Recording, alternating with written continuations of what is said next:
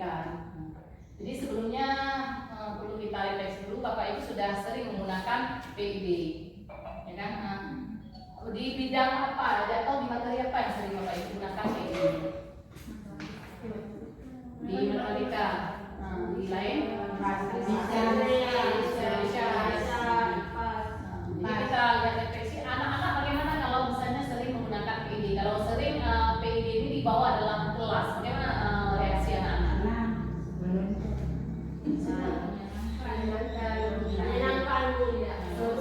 Jadi motivasi belajar mereka bertambah ya. Jadi hari ini kita lihat bagaimana di rumah pendidikan yang bisa diakses oleh kita sebagai guru, diakses oleh orang tua, dan diakses oleh siswa kita. Kita lihat, kita mengambil rumah pendidikan, itu bisa kita lihat di Google ya. Bapak Ibu cukup mengerti rumah pendidikan. Nah, jadi langsung ini sudah nampak rumah pendidikan karena sudah pernah kita buka. Ini ada layar rumah pendidikan, Bapak Ibu tinggal mengetiknya rumah pendidikan. Nah, di dalam rumah pendidikan ini ada 8 fitur yang bisa kita akses. Ya, semua ini bisa kita akses. Jadi kalau yang sering kita akses mungkin cuma ruang GTK. Nah, jadi Bapak Ibu kita mengakses terutama dalam pengelolaan kinerja. Jadi sebenarnya dalam ruang GTK ini banyak hal yang perlu kita ketahui. Banyak hal yang bisa kita belajar dari ruang GTK. Jadi di sini ada ruang murid. Ruang murid, selain murid kita juga bisa mengakses. Kita bisa menggunakan ruang murid ini untuk pembelajaran langsung di kelas atau anak-anak pembayaran kita beri tugas. Atau anak-anak bisa mengakses di rumah dengan ruang pendidikan. Belajarnya bisa di rumah. Jadi kalau misalnya anak-anak yang ada Android bisa menggunakan ruang belajarnya di ruang murid. Kemudian ada ruang sekolah.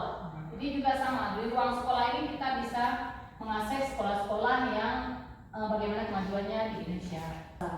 Kemudian ruang pemerintah. Jadi ini diberi kita ruang rumah pendidikan sebagai kita guru itu bisa mengakses semua ruang di sini, baik dari ruang GTK yang saat kita tentukan dan ruang-ruang lain. Ini sebagai kita daya tampung kita untuk belajar. Kemudian ruang mitra, kita bermitra dengan siapa, dengan interaksi mana, silakan. Kemudian ruang publik juga sama. Kemudian ada ruang orang tua. Jadi ruang orang tua ini perlu kita perkenalkan sama wali murid kita. Jadi kalau misalnya ada keluhan, ada apa yang mereka belajar di ruang pendidikan, di ruang orang tua, ini bisa kita manfaatkan ruang orang tua untuk bisa memberi masukan atau kritikan ke sekolah kita. Jadi kita lihat yang pertama dulu ruang GTK.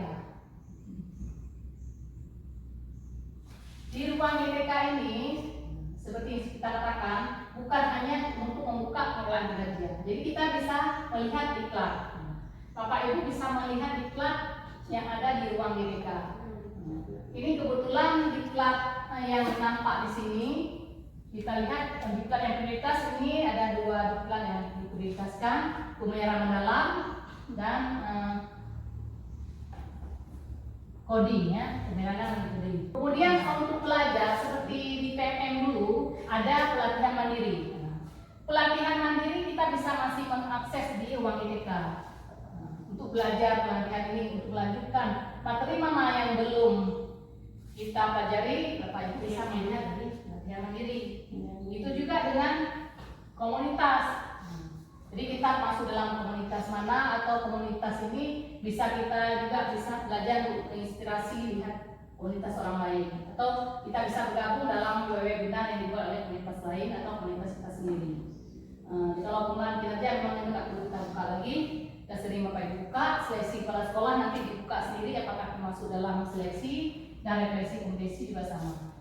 Sekarang kita lihat di ruang lain, ya, di ruang murid. Apa yang ada di ruang murid? Jadi ruang murid ini, jadi biasakan anak-anak jangan hanya kita beri tugas di YouTube yang bebas. Jadi di ruang murid ini sumber belajarnya ada di ruang murid. Jadi anak-anak bisa belajar, sumber belajarnya bisa dari sini. Jadi untuk sekarang era digital mungkin anak lebih senang baca di sini daripada kita suruh baca buku. Biarpun kebiasaan baca buku itu penting karena ini fasilitas sudah ada, ada anak ada smartphone, ada HP-nya. Jadi biasakan mereka membuka mengakses hal-hal yang penting. Paling tidak Bapak Ibu dalam 1 minggu sekali memberi tugas yang ada di ruang murid.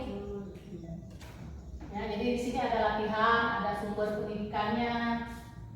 Jadi ingin tahu apa hari ini? Biasakan sama anak. Beri 1 kata kunci supaya mereka membuka. Sumbernya di mana? Sumbernya ada di sini nanti. Mereka bisa mengakses di sini.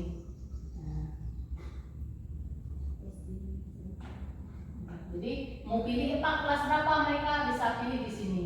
Jenjang mana? Jenjang SD. Ketika jenjang SD mau rincinya lagi. Misalnya di depan ini pakai latihan Piaget STEM misalnya. Kita mau pilih berapa